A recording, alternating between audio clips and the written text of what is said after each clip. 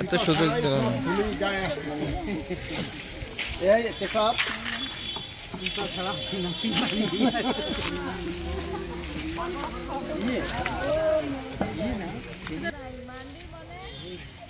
বিবাহ হয়েছিল, কিন্তু একটু অন্যরকম ভাবে। একদিন নন্দ মহারাজ শিশু কৃষ্ণকে কোলে নিয়ে গোচারণে এমনি আসছেন, কোলে নিয়ে হঠাৎ করে এমন একটা ঝড় ধুলা আসছে যে এখন গাভীদের নিয়ে ঘরে যাওয়া দরকার। এদিক দিয়ে কোলে তো কৃষ্ণ, তাকে কার কাছে দেবে, কোনো পাচ্ছে না। এমন সময় রাধারানী তো সবসময় কৃষ্ণ সেবার জন্যই না, তো একটা কিশোরী মেয়ে হয়ে এসেছে। হ্যাঁ, তো কৃষ্ণকে বলছে তুমি তাহলে আমার ছেলেকে একটু কার কাছে, যশোদার কাছে একটু মানা, যশোদার কাছে একটু পৌঁছে দাও, আমি আসছি। তো তখন রাধারানী কোলে নিয়ে যাচ্ছে, কিন্তু একটা কিছু দূর গিয়ে কৃষ্ণের যে সেই 14-16 বছরের সেই রূপে প্রকট হয়ে গেছে, আর রাধারানী তো আছে 14 বছরে। কারণ ব্রহ্মাজি দেখলেন এত সুন্দর সুযোগ, হ্যাঁ, কারণ ব্রহ্মা উনি চলে আসলেন যে তোমাদের তাহলে এখন বিয়ে দেব।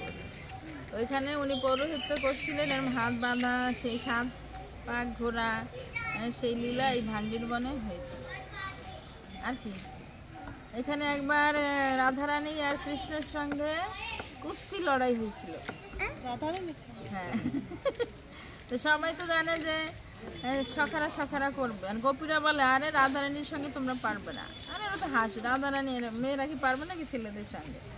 হ্যাঁ, তখন এরা বলছে না আজকে প্রতিযোগিতা হবে।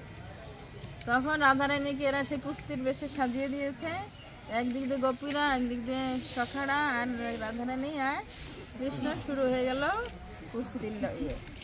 তো মোটামুটি কৃষ্ণ পারে, তো পারার কথা, কিন্তু রাধারানীর কি একটা গোপন অস্ত্র আছে। কৃষ্ণের দিকে তাকে এমন করে ঘেঁষে দিয়েছে, আর কৃষ্ণ হাসি দেখে দুর্বল হয়ে শক্তি শেষ, আর এই ফাঁকে রাধারানী পরাজিত করে দিয়েছে। ওইখানে ওই ছবি সহ ওই করা আছে, অঙ্কন করা আছে যে এই লীলা হয়েছিল। আর ওখানে যে বিয়ের সেই সব যা যা নিয়ম কানুন সব সহ একবার পুরো বিয়ে হয়েছে। তো অন্য জায়গায় অন্য মানুষরা বলে রাধা কৃষ্ণ তারা বিয়ে করেনি, পরকে কত কিছু মানুষ সমালোচনা করে। সবভাবেই 2-3 বার করে বিয়ে হয়েছে, 5 বার। তারপর মানুষের হয় না, তারপরে বলবে তারা স্বামী নিজে বিয়ে করুক না করুক, অন্তত কৃষ্ণ বিয়ে করছিল কিনা এই খবরটা নেওয়ার জন্য। ঠিক আছে, তো এই হলো ভান্ডির বনে। এখানে সখারাও গোচারণে যখন আসতেন তখন এই ভান্ডির বনে মাঝে মাঝে গোচারণ করতো। এই যে এইগুলোর মধ্যে খাবার বেঁধে রাখতো, এই যে হ্যাঁ, তারপরে 2-1 অসুরকে ভান্ডি বনে আছে এখনো, যে ফুচকা আলু এগুলি বিক্রি হয়, তো একটা অসুর মারতো, আর এখানে তো এসে পটলাগুলি সবাই ঝুলিয়ে রাখতো, পুটলি, হ্যাঁ, অসুর মেরে সবাই মিলে এরকম গোল হয়ে প্রসাদ পেত। আজকে আমরা শুনছিলাম, আজকে সকালে পড়ছিলাম আমরা, আপনারা তো ক্লাসে ছিলেন না, যে কৃষ্ণ এরকম গোল হয়ে সবার সঙ্গে প্রসাদ পেতেন। তো সবাই দেখতো কৃষ্ণ আমার দিকেই তাকিয়ে আছে, তো আমাকে অ্যাটেনশন দিচ্ছে।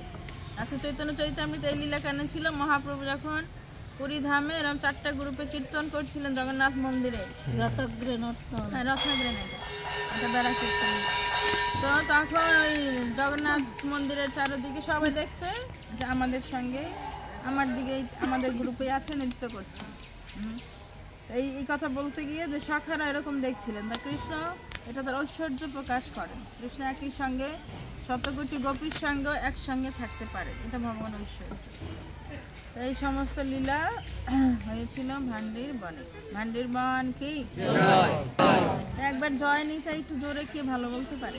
জয় নিতা, জয় নিতা, জয় নিতা, জয় নিতা, জয় নিতা, জয় নিতা, জয় নিতা। এর চেয়ে জোরে কি পারে দেখি? এই নিত্যানন্দ ধামে আনছে না, গৌর কই বলেন?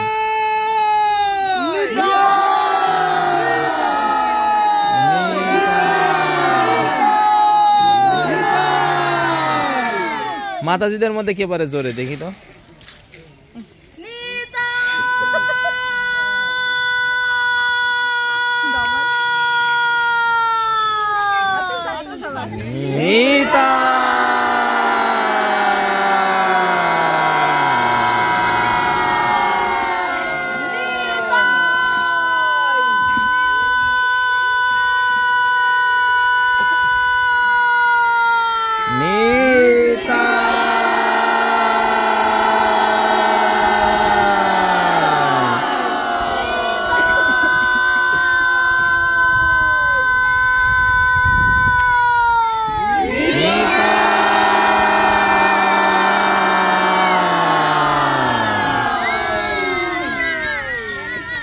Anyone else? আর কি বলতে চাই? তাই থাকবে। হ্যাঁ, বলবে আর কেউ? বলেন, বলেন।